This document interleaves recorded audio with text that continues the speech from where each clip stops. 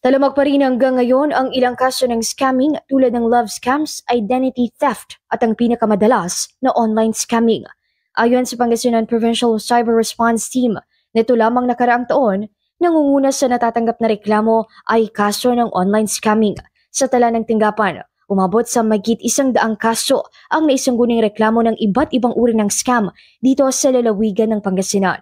Kaugnay nito, nananawagan na rin ang simbahang Katoliko para mismo sa mga online scammers. Sa ibinahaging mensahe ni Archdiocese of Lingayen and Dagupan Archbishop Socrates Villegas, inihayag nito ang sanay pagtigil na sa panloloko, gayong hindi mananaig ang masasamang mga gawain. It is a sin to tell a lie.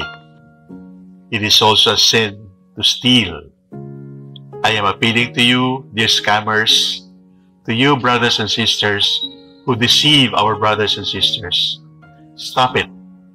God knows what you're doing. God knows the harm that you're inflicting on people. And there will be a day of reckoning. It does not pay to lie, to steal, because someday you're going to suffer for that. So, while there is a chance, stop the evil that you're doing. God knows what you're doing. Be careful. Liars go to hell, and hell is real.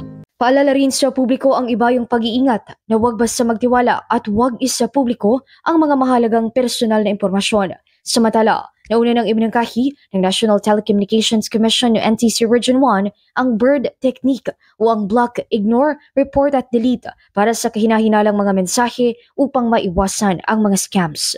Mula rito sa IFM Dagupan, ito si Idol Ron Araca, Tatak, IFM. IFM News. IFM News. IFM.